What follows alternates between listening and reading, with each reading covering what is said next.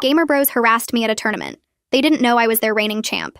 I'd been competing under the gamertag Void Killer for 3 years, and nobody knew the faceless champion who'd won 5 major tournaments was actually a 19-year-old girl named Ashley, which is exactly how I wanted it when I showed up to compete in person at my first LAN event.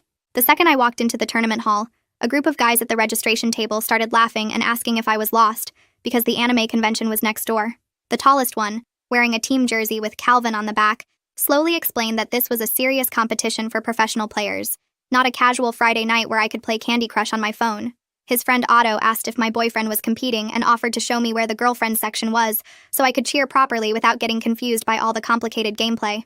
When I said I was registering to compete, Calvin spit out his energy drink and said, "Oh, this is precious. She thinks she can hang with real players because she beat her little brother at Mario Kart once." Otto grabbed the registration form from my hands and read my entry out loud in a high-pitched voice, asking if I even knew what APM meant or if I thought it was some kind of tampon brand. Kevin joined in saying I probably used a controller with pink buttons while my character wore bikini armor because that's the only way girls knew how to play. Calvin grabbed my wrist and forced my hand into position, explaining that real gamers used claw grip for better reaction times, not whatever manicure-friendly technique I probably used. He pressed down hard on my fingers until my knuckles cracked while I wanted to tell him I'd been using that exact grip since I was 12 but kept my mouth shut. Otto dumped out my equipment from my backpack, holding up my custom mouse that cost more than his entire setup, and laughing that it was probably programmed with macros because girls always needed to cheat. They started quizzing me on game knowledge while Calvin stood uncomfortably close, breathing down my neck and saying I smelled like Victoria's Secret instead of grinding ranked matches. When I rattled off the answers perfectly because I'd literally written guides on this stuff, Otto accused me of Googling on my phone and demanded I hand it over. Kevin went through my photos making gagging noises, saying he bet I had an OnlyFans where desperate losers paid to watch me play badly in lingerie. Calvin noticed my tournament badge had a competitor number and his face went red with actual anger. He grabbed it and held it up to everyone in line, screaming that diversity quotas were destroying competitive gaming. I bet she blew the organizer to get that spot, loud enough for the entire hall to hear, and my face went red, but I kept my cool because reacting would just make it worse. Calvin cornered me against the registration table and put his hand over my mouth when I tried to defend myself. Nobody wants to hear your victim complex when everyone knows you're just here to promote your Twitch stream where simps donate their rent money. His hand was pressing so hard I could taste blood from my lip catching on my teeth. Otto filmed everything while Kevin started a chant getting other guys to yell that I should go back to the kitchen. My heart was racing when Calvin pulled up the tournament bracket showing everyone that I was in their pool, announcing he was going to make an example of me. Otto said he'd already started making thumbnail art for the YouTube video called Female Gamer Gets Reality Check, with my registration photo photoshopped to show me crying. Kevin grabbed my mouse from the table and licked it slowly while maintaining eye contact, saying that's the closest I'd ever get to being touched by a real gamer, then threw it on the ground and stepped on the cable until it sparked. Then Calvin leaned in and whispered the thing that made my vision go white with rage. "After I'm done with you, I'm going to find every girl at this tournament and tell them exactly what happens when they try to invade male spaces. But first I'll make you admit on stream that women are biologically inferior at gaming because our reaction times are scientifically faster, and you're all just diversity tokens for sponsorship money." The tournament organizer called our pool to the main stage, and Calvin strutted toward the computers while his friends chanted his name. My legs felt like jelly walking behind them, and my hands were trembling so badly I shoved them in my pockets to hide it, wondering if 3 years of dominating online meant nothing, because these guys had successfully made me feel like that scared 12-year-old girl who first got told she didn't belong in voice chat. This was my only chance to show those guys up. I couldn't blow it now. My feet moved toward the main stage even though every step felt wrong, and I pulled the broken mouse from my pocket where the crushed cable pressed against my palm. The tournament lights hit my face like a slap and made me squint while Calvin's group was already set up at their computers, laughing about something on Otto's phone. My hands started shaking worse, so I jammed them deeper into my pockets and forced myself to keep walking past rows of monitors and tangled cables. A tech guy in a black polo was checking connections near the stage, so I walked over and pulled out my mouse to show him the damage. The cable had burn marks where Kevin stepped on it and wires stuck out at weird angles from the plastic coating. The tech guy took photos with his tablet and typed something about equipment damage while telling me I'd need a replacement to compete. Calvin spotted me from his computer and stood up yelling across the stage that I was already making excuses before we even started playing. Otto had his phone pointed at me again while he talked loud enough for everyone to hear about how the female couldn't even set up her equipment right. Kevin shouted something about how I should have brought a backup mouse instead of just my makeup bag. My brain screamed at me to tell them I was Void Killer, but I bit my tongue because revealing it now wouldn't help if I lost to these jerks. The surprise would be my only real advantage since they already thought I was trash at the game. The tech guy kept typing on his tablet and showed me where the cable had been crushed in a pattern that proved someone stepped on it on purpose. He wrote down an incident number and said this counted as property destruction, which at least meant there was some official record. A woman in a blue event staff shirt walked over carrying a basic loaner mouse and introduced herself as Brenda McKay from operations. She explained I could file a conduct complaint after my matches while handing me the mouse, and I noticed how her eyes stayed on Calvin's group. Another girl with purple streaks in her hair came over and said her name was Raven East, while holding out a better gaming mouse. She showed me the buttons to adjust sensitivity, and her fingers moved fast over the settings to match what most pros used. Her eyes met mine for a second, and I knew she understood what was happening without me having to explain anything. Brenda walked straight over to Calvin's group, and I heard her listing rules about filming other competitors and keeping appropriate distance from other players. She mentioned specific consequences, including getting kicked out of the venue if they kept harassing people, and Calvin rolled his eyes hard. Otto finally lowered his phone but kept glaring at me while Brenda wrote something on her clipboard. I found my assigned computer and sat down to start setting up Raven's mouse with my fingers still shaking bad. The sensitivity felt different from my normal setup, so I ran through my usual warm-up pattern 3 times trying to get it right. My muscle memory kept expecting my old mouse, and every movement felt a half-second off from what my brain wanted. The first match started loading, and my opponent's tag showed someone I didn't recognize from the pro scene. My opening moves were terrible with 2 misclicks that cost me map control in the first 30 seconds. My fingers moved to the wrong keys and my timing was completely broken while my opponent pushed their advantage hard. The first round ended with me getting destroyed, and the score counter showing a brutal gap in points.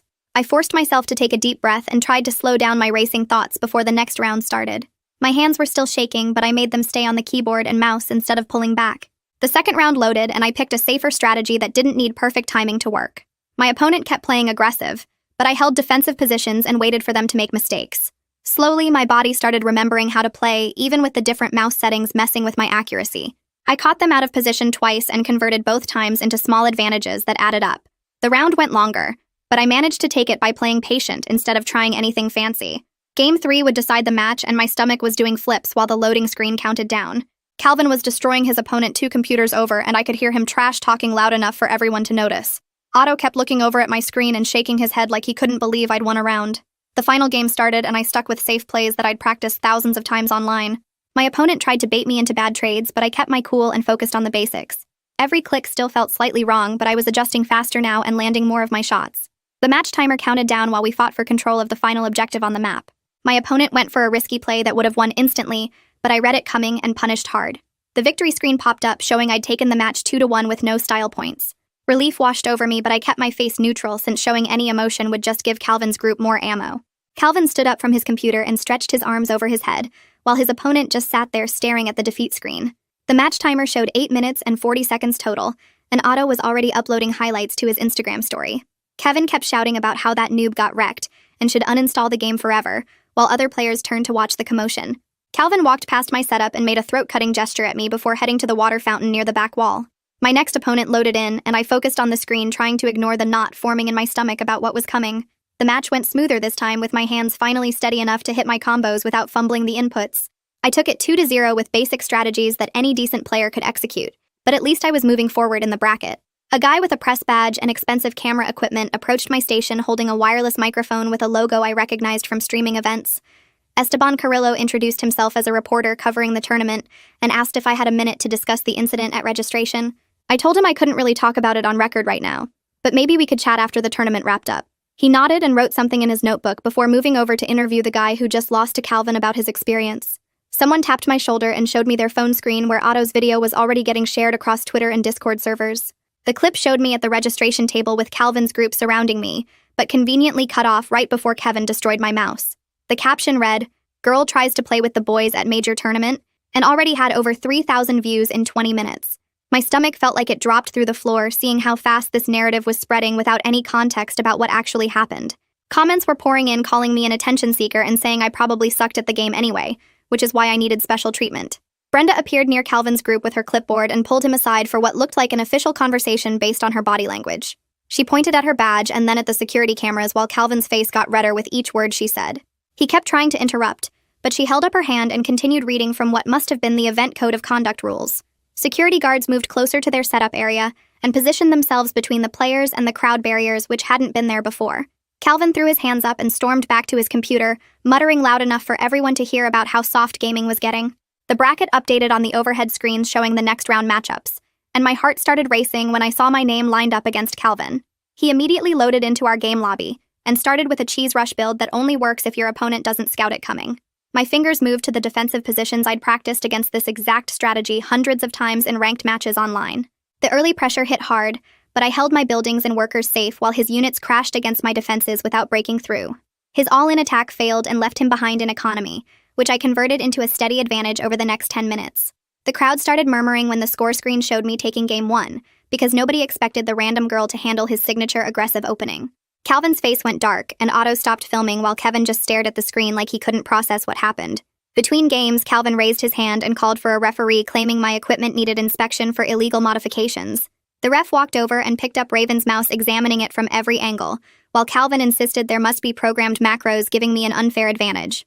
The ref plugged it into his laptop and ran some kind of diagnostic software that showed all green checkmarks for approved hardware specifications. Calvin slammed his palm on the desk, arguing that the test must be wrong, but the ref shook his head and marked his clipboard with the inspection results. My hands started shaking again, and I couldn't get them to stop no matter how hard I pressed them against my thighs under the desk. Raven appeared at my side and put her hand on my shoulder, whispering that she knew a technique that might help with the nerves. She told me to breathe in for 4 counts, then hold for 4, then out for 4, and she counted the rhythm quietly beside me. My inhales matched her counting, and slowly the trembling lessened enough that I could wrap my fingers around the mouse without them slipping. The ref signaled for us to ready up for Game 2, and I forced myself to focus on the loading screen instead of Calvin's angry muttering. Game 2 started, and Calvin completely changed his approach, playing defensive macro, which caught me off guard after his usual aggressive style. He picked apart every attack I tried with perfect counters and defensive positioning that showed he'd studied high-level play way more than I expected. My units kept getting caught in bad positions where his defensive structures could shred them before they could retreat. Every push I made cost me more resources than him, and the gold difference kept growing wider with each failed attack. My fingers started making small mistakes from the pressure, and I clicked on the wrong unit twice in crucial moments. The crowd behind us got quieter as they watched the score shift heavily in his favor, and I could feel their eyes on my back. Calvin leaned back in his chair with this smug look spreading across his face as he systematically destroyed my main base. The final push came, and I couldn't hold it off with my weakened economy and scattered units. Game 2 went to him in under 15 minutes, and my hands were shaking again as the defeat screen loaded. During the break between games, this guy with a press badge walked up close to where I was sitting. Esteban had been watching from the media section, and he leaned in near my ear, saying my movement patterns looked exactly like someone he'd seen before. He asked quietly if I might actually be Void Killer, but I just shrugged and looked away without answering. His eyes got this excited look like he'd just figured out something huge, and he started typing notes on his phone. Brenda came over and touched my shoulder, asking if I wanted to file that formal complaint right now before continuing. I told her I'd deal with it after this set, since Game 3 would decide who moved forward in the bracket.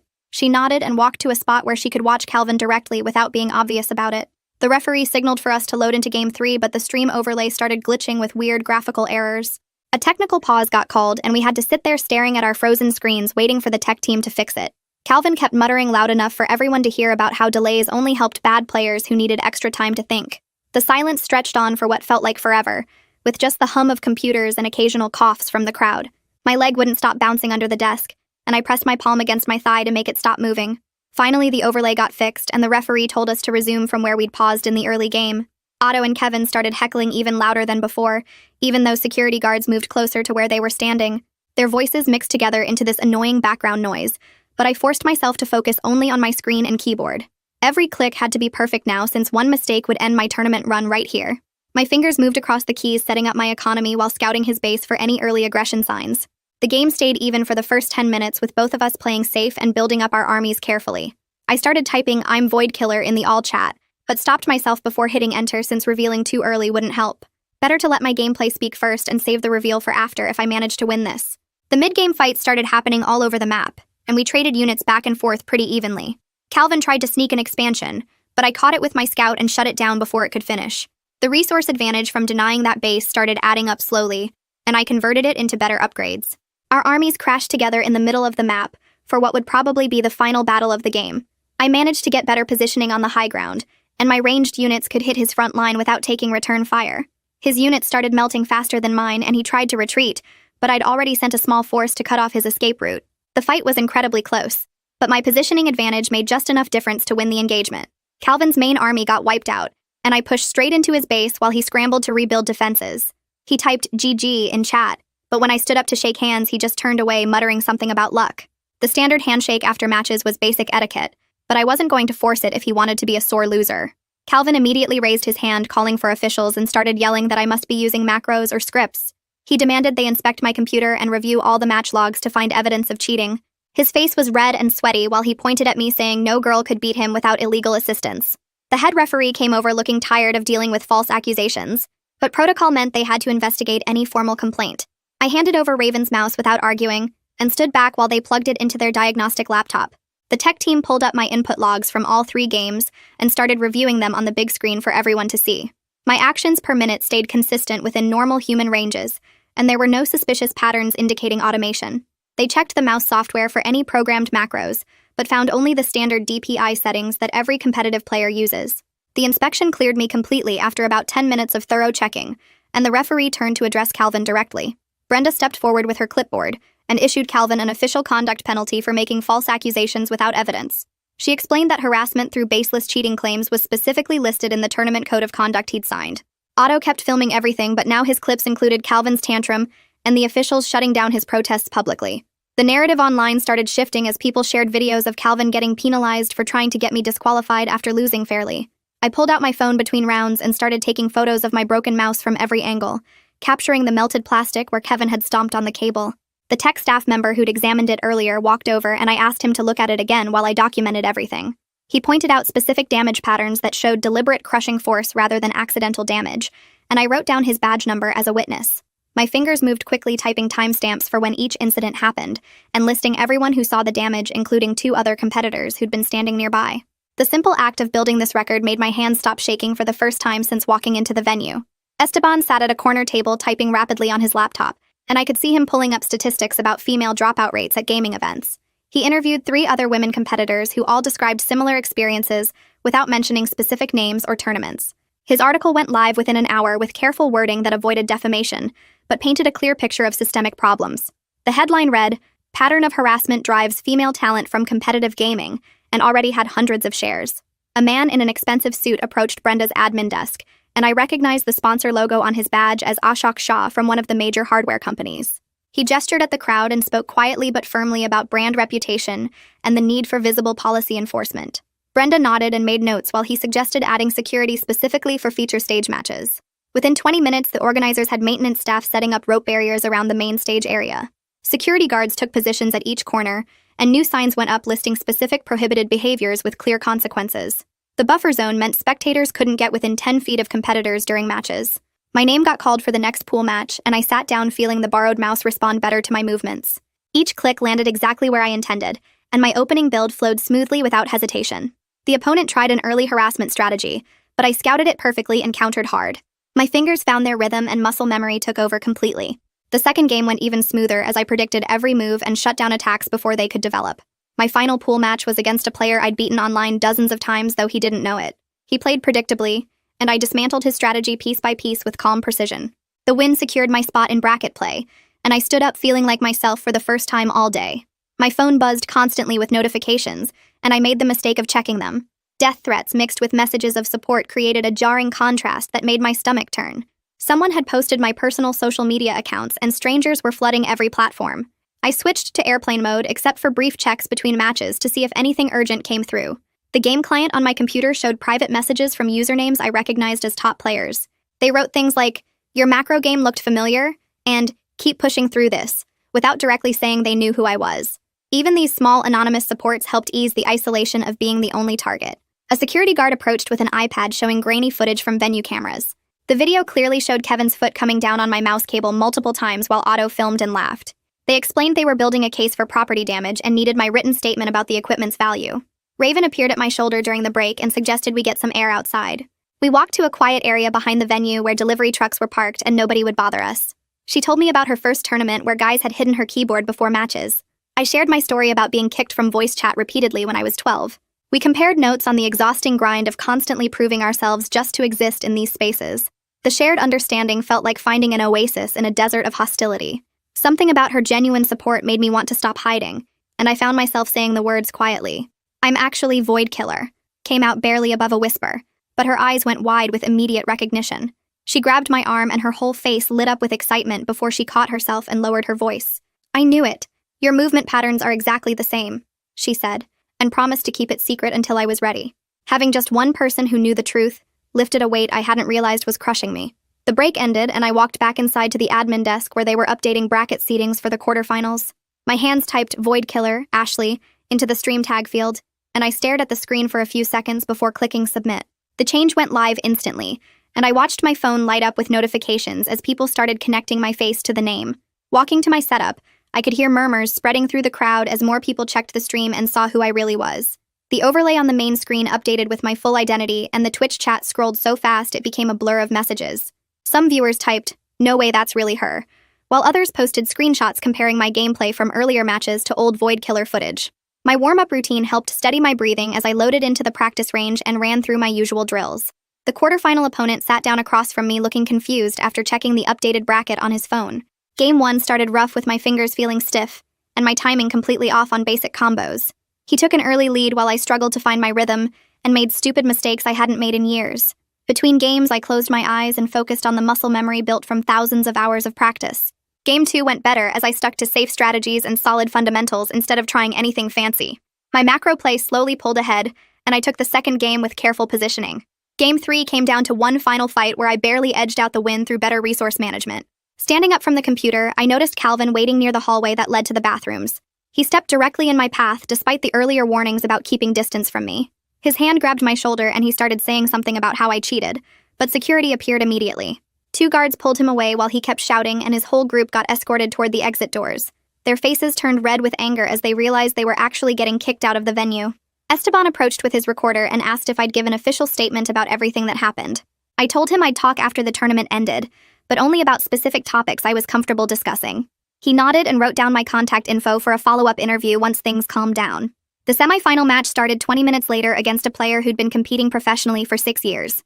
His experience showed in every decision as he picked apart my strategies and punished every small mistake. Game 1 ended quickly in his favor, and Game 2 wasn't much better despite my adjustments. I managed to take 1 game off him through an unexpected all-in strategy, but lost the series overall. Third place at my first LAN tournament while dealing with harassment still felt like an accomplishment worth being proud of. Brenda found me after the match with a tablet and several forms for filing the official incident report.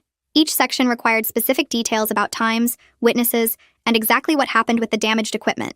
The process took forever as we went through every field and documented all the evidence I'd collected. She helped me attach the photos of my broken mouse and the witness statements from other players. A shock from one of the major sponsors walked over with a voucher for their equipment store.